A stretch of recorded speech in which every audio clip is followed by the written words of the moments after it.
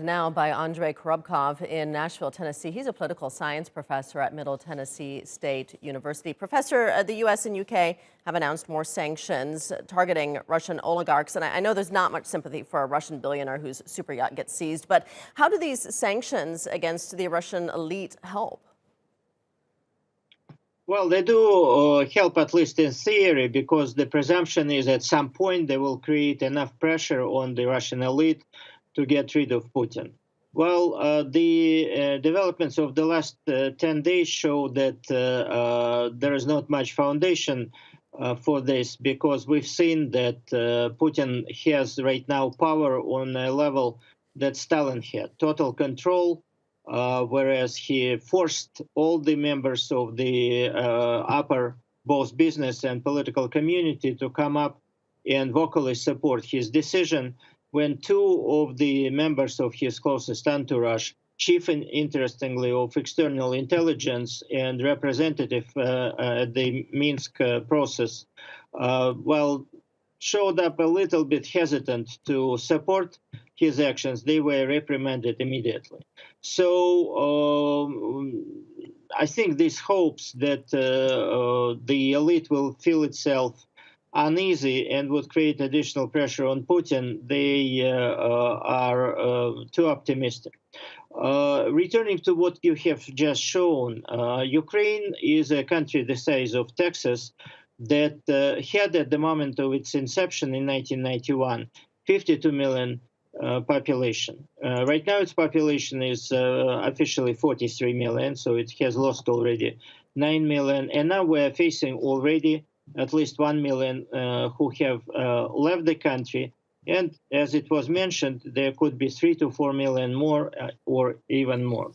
But there is an additional problem that is not being discussed even at those forums that you referred to.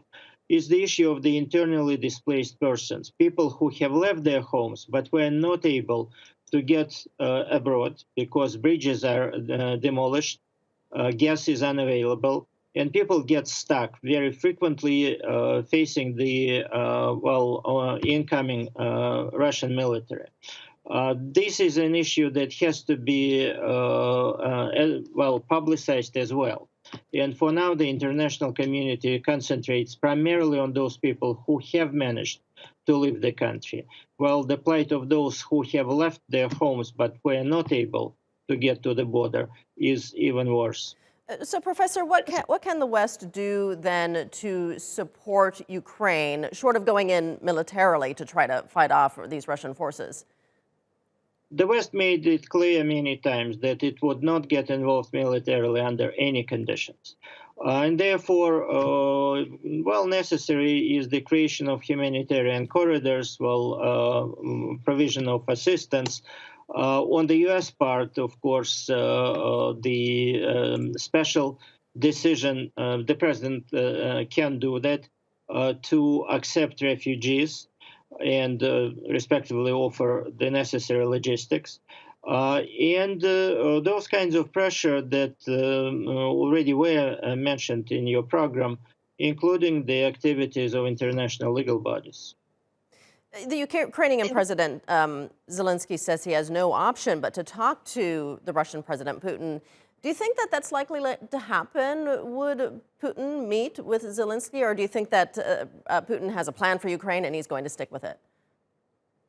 The meeting is possible, but the way Putin formulated his goals, he also wants to go to the end. So while there will be negotiations, there will be proposals on both sides, and these proposals would not be mutually compatible. So for Putin, it's the demilitarization of Ukraine while accepting the neutral status, guarantees given by the West. So there is a third player here.